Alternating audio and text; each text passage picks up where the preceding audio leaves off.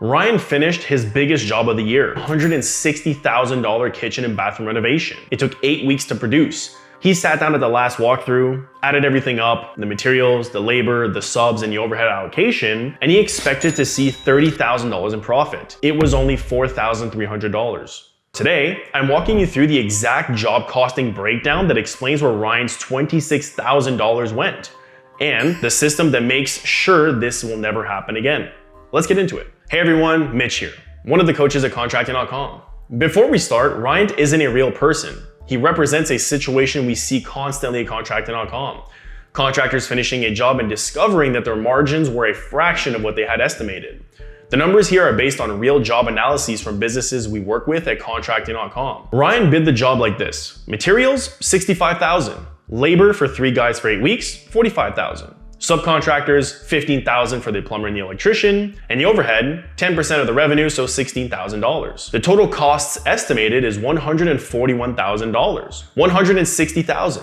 So the expected profit is $19,000. But wait, I thought you said he was expecting $30,000, because Ryan also figured he'd save money on materials by buying in bulk, and his guys would work faster. So in his head, he bumped the expected profit up to $30,000. Now let's see what actually happened.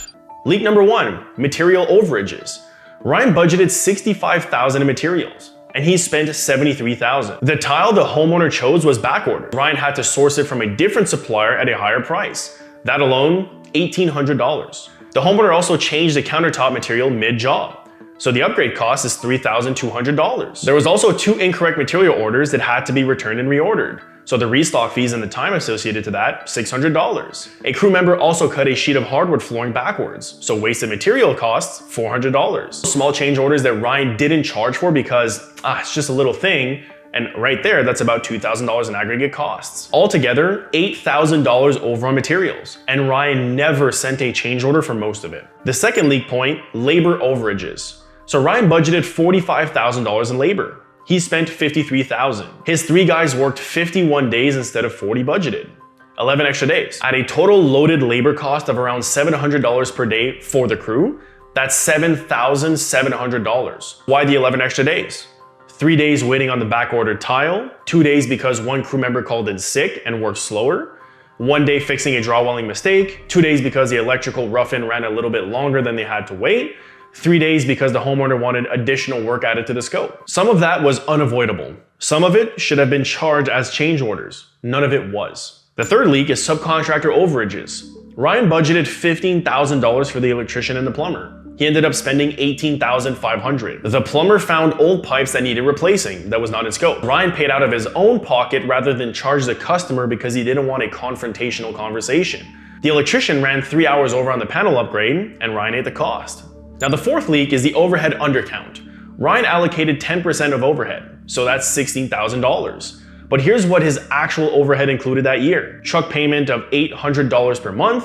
His truck was on that job for 8 weeks. The allocation, $1,800. Tools and equipment depreciation. He bought a new tile saw for this job. That's $700. The job should carry that cost. Ryan's own time. He spent 40 hours on this job in estimating, site visits, supplier runs, and customer calls. He didn't pay himself for that time, but at $100 an hour, that's $4,000 of unrecovered costs. Insurance allocation, workers' comp, liability, monthly premium divided across active jobs, about $1,200 for this job specifically. He was undercharging overhead by at least $4,000 on this job alone. Now the fifth leak is unpaid change orders. Let's tally up everything that changed after the contract was signed that Ryan did not charge for. Counter material upgrade, could have charged $2,000. The additional work that the customer requested, could have charged $3,000. The plumbing issue outside of the scope, could have charged $2,500. And the miscellaneous small items Ryan waived off, about $1,000. That's a total of $8,500 left on the table because Ryan didn't want to seem difficult. That's not kindness, that's a business mistake. Let's add it all up. Material overage, $8,000. Labor overage, $7,700. Sub overage, $3,500. Overhead undercount, $4,000. Unpaid change orders, $8,500. The total lost profit, $31,700. Ryan did a $160,000 job for $4,300. 2.7% margins. He would have been better off not doing the job and working a smaller volume of well-priced work instead. So the 3 fixes for this. Fix number 1, real-time job costing.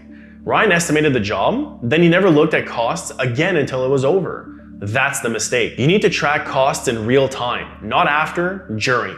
Set up a simple weekly cost check. Every Friday, look at 3 numbers. Materials spent to date versus budgeted, labor hours used to date versus budgeted, and subcontractor invoices received versus budgeted. If any of those 3 numbers are running over, you catch it in week 2, not week 8.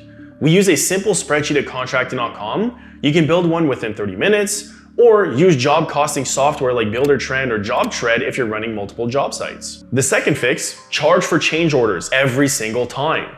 This one is a mindset shift as much as a system. Ryan thought charging for changes would upset the customer. But here's the truth. Customers don't get upset at fair charges. They get upset at surprises. Build a simple change order template, and every time the customer asks for something outside of the original scope, you fill out the template, get a signature, and then the work starts. No signature, no work. Does it feel uncomfortable? Absolutely. At first. After the 3rd or 4th time, it becomes completely normal. Customers who respect you will respect your process. Customers who argue with every change order, that's information. You probably don't want them as your client. The 3rd fix is building your true overhead into the bid. Ryan charged 10% of overhead. His actual overhead was probably 15 to 18% when you actually count everything correctly.